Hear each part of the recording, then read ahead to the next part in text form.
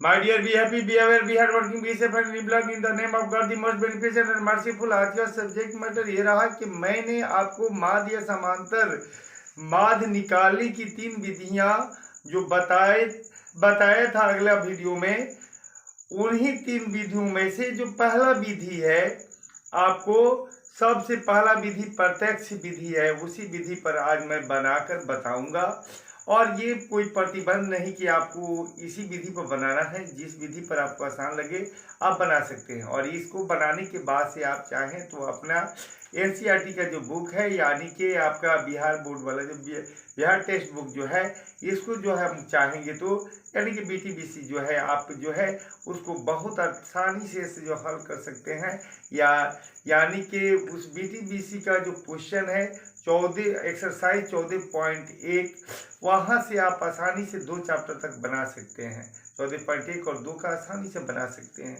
जो आज मैं उदाहरण देने जा रहा हूँ, समझिए कि ये मेरा एग्जाम्पल आपकी बुक का शुरुआत है। इस एग्जाम्पल के बाद आप बुक में हाथ लगाकर आसानी से 2 एक्सरसाइज बना सकते हैं, 14.1 और 2। तो चलिए मैं इस पर बना के बताता हूँ। और इसमें मैंने अधिकांश काम पहले ही से लिख के रेडी कर दिया, इसलिए कि वीडियो लंबा होने पर आप लोग जो है खुद जो है उगता जाते हैं, इसलिए अधिकांश बातें लिख के रखा रहता हूँ। मात्र आपको बनाना सिखाऊंगा, तो क्वेश्चन पहले से भी रहेगा और आंसर का भी कुछ साँचा पहले से तैयार है। सिर्फ कैसे बनाया जाता है मेन बात को मैं ऐसे बाकी रखा है जो आपके सामने बना के दिखाऊंगा। इससे पहले मैं ये कहूँगा कि आपको अगर वीडियो पसंद आए तो सब्सक्राइब करना नहीं भूलें। सब्सक्राइब भी करें, लाइक भी करें, शेयर भी करिए। और जिस तरह से आप मेरा सहयोग करेंगे, मैं भी आपका अच्छी तरह से सहयोग करता रहूँगा। किसी भी विषय में किसी भी तरह की आपको समस्या उत्पन्न नहीं होगी। सारी समस्याओं के समाधान इस संस्था से होते रहेगा।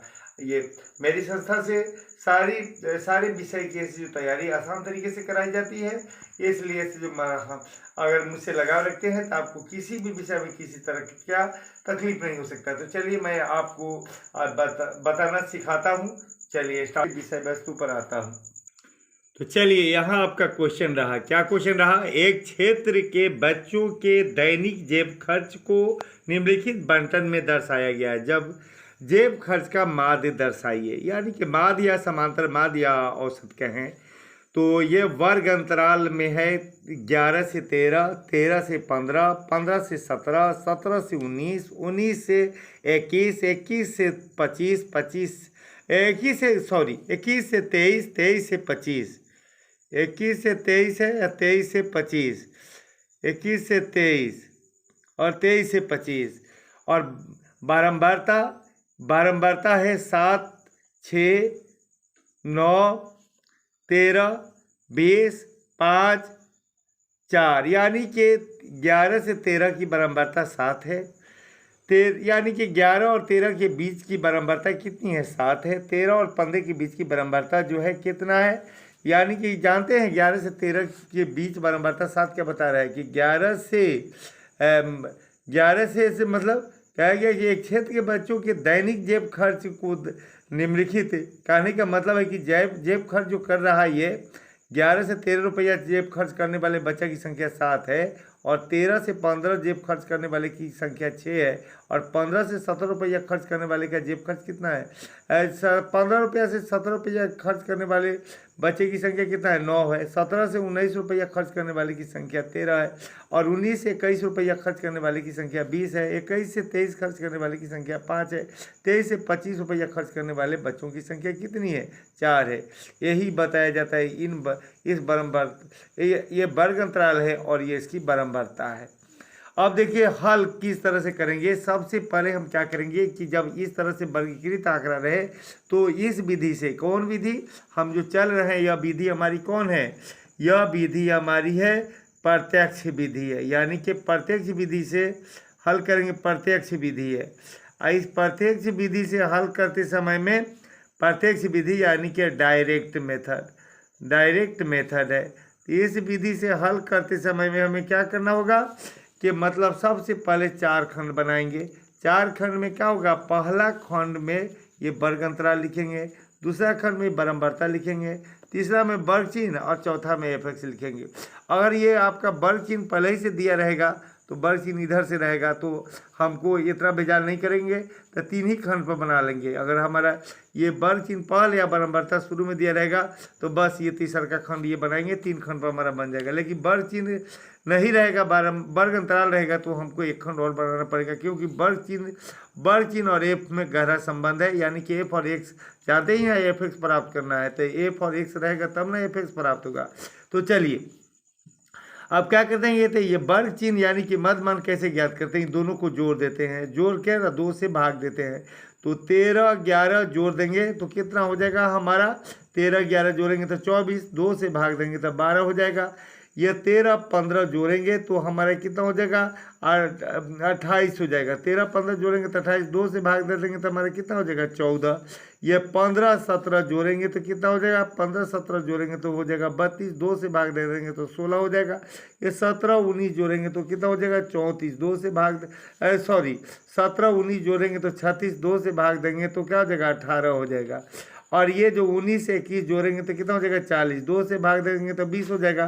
आइए 21 और 23 जोड़ेंगे तो कितना हो जाएगा, 44, 2 से भाग देंगे तो 22 हो जाएगा। और ये जो है 23 और 25 जोड़ेंगे तो कितना हो जाएगा, 48, 2 से भाग दे देंगे तो 24 हो जाएगा। तो ये एफ मिला या एक्स मिला, यहाँ देख रहे हैं एफ एक्स लिखा हुआ है, तो यहाँ यही एफ है जो एन लिखने का मतलब होता है बारंबारता का कुल योग। यहाँ एन लिख देने का मतलब हो जाता है, या एन का मतलब होता है बारंबारता का कुल योग। तो इसका कुल योग निकाल लीजिए, 7 और 6 13 और 13 और 9 कितना हो जाएगा, 13 और 9 हो जाएगा आपका 21, और 21 से 13 हो जाएगा, 21 और 13 हो जाएगा 34, और 34 और 20, 34 और 20 कितना हो जाएगा, 34 और 20 हो जाएगा हमारा 54 और 54 हो जाएगा, 34 और 20 54 हो जाएगा, और 54 और 5 कितना हो जाएगा फिर। तो चलिए यहाँ जोड़ने में कुछ मिस्टेक हुआ था, फिर मैं मिला लेता हूँ। ये हो जाएगा क्या, 7 और 6 13 और 9 हो गया, 13 और 9 हो गया कितना, 22, अब 22 और 13 हो गया कितना, 35, अब 35 और 20 हो गया कितना, 55, अब 55 और 5 कितना हो गया, 60, और 60 4 64 हो जाएगा। और ये जो है ना, उसके बाद से हमें क्या करना है, यहाँ गुना करके के लिए यार देख रहे हैं एफ एक्स लिखा है, यानी कि जिस एफ के सामने एक्स होगा उसी को गुना करके लिखना है। एफ एक्स का मतलब हो गया एफ के सामने जो एक्स पड़ेगा वही को गुना करना है। तो यहाँ एफ एक्स निकालेंगे तो इस एफ और इस एक्स में गुना करेंगे, यहाँ का एफ एक्स निकालेंगे तो ये एस और इस एफ में गुना करेंगे, तो 12 7 यह क्या हो जाएगा, 84, और ये 14 6 84, ये 14 6 भी 84 हो जाएगा, और 16 9 144 हो जाएगा, 16 9 144 हो जाएगा। और उसके बाद से क्या हो जाएगा, ये जो है 18 के 54 के 4, अब बच गया 5, और 18 18 अब 5 18 23 हो गया, यानी कि 234, और ये हो जाएगा 20 बिसहा 400, 20 बिसहा 400 हो जाएगा। और उसके बाद से 22 5 110 हो जाएगा, 22 5 110 हो जाएगा। फिर मिला लीजिए, 5 दूनी 10 के 0 बच गया 1 5, ठीक है। और ये 24, तो 4 चौका 16 के 6 बच गया 1, और 4 दूनी 8 1 9 96 हो जाएगा। अब ये जो है ना, ये एफ एक्स का मतलब हो गया, देखिएगा यहाँ इसका योग निकालेंगे, यहाँ इसका भी योग होगा। कुल योग का मतलब यहाँ कुल लिख दूँ तो यहाँ एन का मतलब हो गया, ये हो गया कुल, यहाँ लिख दूँ तो कहने का मतलब इसके सामने जो होगा उसका कुल होगा। तो ये कुल का मतलब होता है ये कुल, और यही जो है ना इसी को हम बोलेंगे क्या, कुल जो लिखा है मैंने, तो ये एन अगर बारंबारता के सामने जो बारंबारता का कुल योग क्या होता है, एन होता है, इसलिए बारंबारता के कुल योग को एन से सूचित कर दिया। और ये कुल कितना है 64, इसी को हम सिग्मा, इसको हम सिग्मा एफ भी बोलते हैं।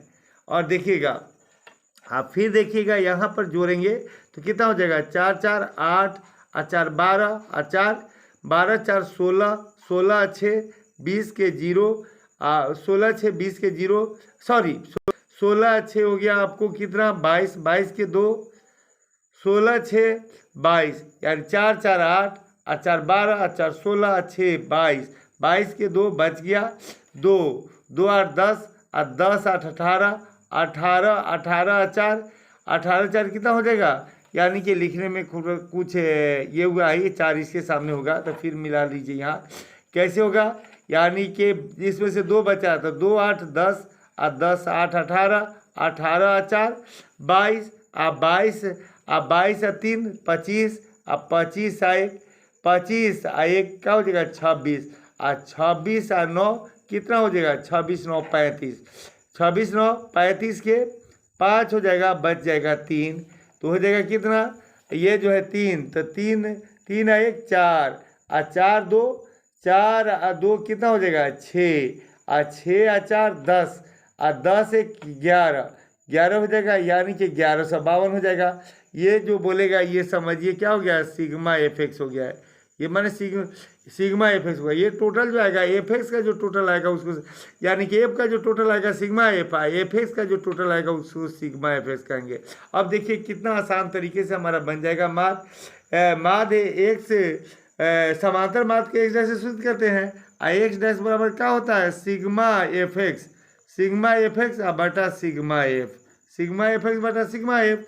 तो सिग्मा एफ एक्स का मान कितना आया देख रहे हैं, सिग्मा एफ एक्स का मान 1152 है, और ये क्या हो जाएगा, और सिग्मा एफ बटा में सिग्मा एफ है तो इसका मान आया 64। तो इसको कटा दिया जाए, पहले 2 से पहले कटाया जाए, 2 से कटा के देखा जाए तो 2 तिहाई 6 और 2 7 14, सॉरी 2 तिहाई 6 2 दूनी 4, 2 तिहाई 6 और 2 दूनी 4 हो गया।